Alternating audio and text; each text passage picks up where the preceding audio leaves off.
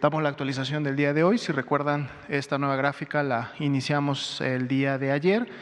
Consideramos que más allá del mapa, en donde pues prácticamente ya se ven todos los países a nivel mundial pintados de color rojo, lo que significa que hay transmisión comunitaria en los mismos, este nos da una representación un poco más visual de cómo se está llevando a cabo la transmisión en los últimos días y cómo se ha dado esta a través desde el inicio de la pandemia allá en China. Como pueden ver, la proporción de casos confirmados en los últimos 14 días, es decir, la pandemia activa, las personas que en los últimos 14 días presentaron síntomas, se mantiene prácticamente similar a la última semana, 77% para el corte del día de hoy, lo cual nos habla de que la transmisión a nivel mundial se mantiene activa. Ese 77 no ha disminuido, se ha mantenido entre 75 y 76 prácticamente durante las últimas 2 semanas. Y vemos que los casos en los últimos 24 días siguen concentrándose en la región de Europa y seguida rápidamente por la región de América, en la cual nos encontramos nosotros. La tasa de letalidad, también si recuerdan, el día de ayer comentábamos que había tenido pequeños incrementos. Pues bueno, el día de hoy también se produce un incremento en la tasa de letalidad mundial, siendo de 5.1%. Si pasamos a la siguiente, vemos ahora nuestro panorama nacional. El día de hoy actualizamos a 1.510 casos confirmados, 4.653 casos sospechosos, se actualizan también a 50 las defunciones ocurridas y son prácticamente ya 14.000 las personas que han sido o están siendo estudiadas como casos de COVID-19. Y bueno, pueden ustedes ver la distribución en el mapa por carga de enfermedad, en donde ahora se suma a los, digamos, colores más intensos que igualmente representan una mayor carga de enfermedad, el estado de Jalisco. En la siguiente vamos a ver la distribución por estado, pero ahora por carga de enfermedad acumulada, es decir, por cantidad de casos que se han confirmado, estando bajo este esquema Ciudad de México, Estado de México y Jalisco, precisamente en los primeros lugares. Esto realmente no es tanto de extrañarse. Recuerden que son los 3 estados que en su momento concentran, junto con Nuevo León, la mayor carga poblacional que tenemos en México. Por eso esto lo tenemos que ver a la luz de esa carga poblacional. Por eso en el siguiente gráfico tenemos la distribución, pero ahora por tasa de incidencia acumulada.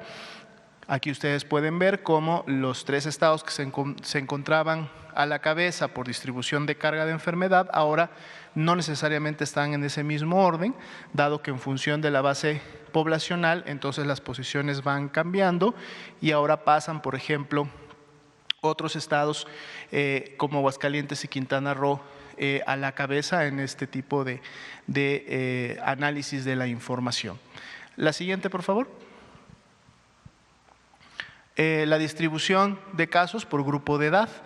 Podemos seguir apreciando cómo son los grupos de edad en la medida que se va avanzando en la cantidad de años, pues tenemos mayor carga de enfermedad, siendo inclusive los mayores de 65 años, los que están prácticamente también a la misma distribución que los de 30 a 34 y 40 a 44. Sin embargo, por carga acumulada, vemos cómo la mayor cantidad de casos se sigue todavía reflejando en la población adulta, joven, en edad productiva, que lógicamente es la que tiene la mayor dinámica social de movilización. La distribución en función de la evolución, el 67% ha evolucionado de una manera leve y por lo tanto se ha atendido de manera ambulatoria. Sin embargo, un 9.4% tuvo que ser hospitalizado, pero en condición estable, en condición, digamos, de seguimiento. Pero sí tenemos un 5.6% que tiene la característica de ser graves y también un 1% en condición crítica, que precisamente representan a los pacientes que han necesitado ser intubados por haber falla pulmonar. La siguiente, por favor. La distribución en su momento de estas defunciones también por el por el estado en la cual ocurrieron, igualmente concentradas por cada una de las entidades federativas. Esto es información para que ustedes también la puedan revisar. La siguiente, por favor. La distribución de las defunciones precisamente por grupo de edad, y aquí podemos ver, a diferencia de lo que veíamos en la distribución de edades de todos los casos confirmados, es decir, todas las personas que han padecido o están padeciendo la enfermedad, aquí en las difunciones sí vemos claramente una tendencia bastante marcada a, en la medida que se incrementa la edad, el riesgo de fallecer es mayor, y de hecho las mayores cargas de estas defunciones son precisamente a partir de los 55, los 60 y los mayores de 65 años. Por la distribución de sexo, los hombres siguen teniendo una alta proporción en el tema de las defunciones, con un 86%. La siguiente, por favor.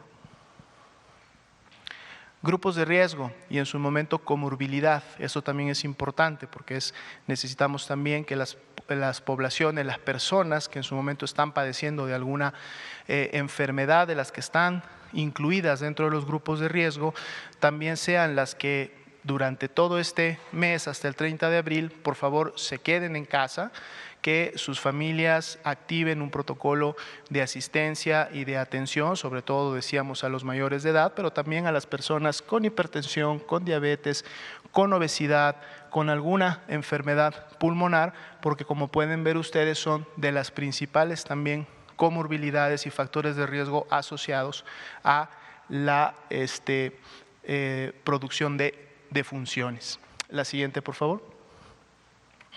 Nuestra curva diaria que da seguimiento a cómo se están acumulando los casos confirmados en el tiempo y un poco cuál es la relación que guarda con otros países que ya pasaron por esta fase. Y bueno, podemos ver ahí los 1.510 casos confirmados al día de hoy, cómo se han acumulado. Y en el siguiente gráfico, que es la siguiente diapositiva, podemos ver esta misma distribución, pero ahora también estamos agregando una gráfica de barras que en su momento nos evidencia cómo se han estado presentando los casos por día. Es decir, en la curva roja tenemos los casos acumulados, cómo se van acumulando en el tiempo hasta llegar a los 1.510 que tenemos hoy, pero en las barras inferiores vemos cómo sucede la carga de manera diaria, ¿no? Vemos cómo en un momento inició con una máxima que más o menos bordeaba los 50, 60 casos, y prácticamente ya en la última semana se puede decir que hemos tenido más o menos una media de unos 150 casos que diariamente se han estado confirmando y han estado pasando lógicamente al número que tenemos, y durante la última semana, con variaciones un poco mayores o menores, se puede decir que hemos tenido prácticamente una tendencia constante en la última semana de cómo se han ido confirmando los casos, sin evidenciarse aún todavía un crecimiento acelerado como tal o un pico que pudiéramos encontrar en la base de la curva de casos incidentes, ¿no? Es decir, aquellos que por día se han ido confirmando. Ese sería el panorama del día de hoy. Muchas gracias, doctor José Luis Salomía, director general de Epidemiología. Le pedimos ahora al doctor Alejandro Sbarch si nos comenta sobre el reclutamiento y formación de recursos humanos de la salud.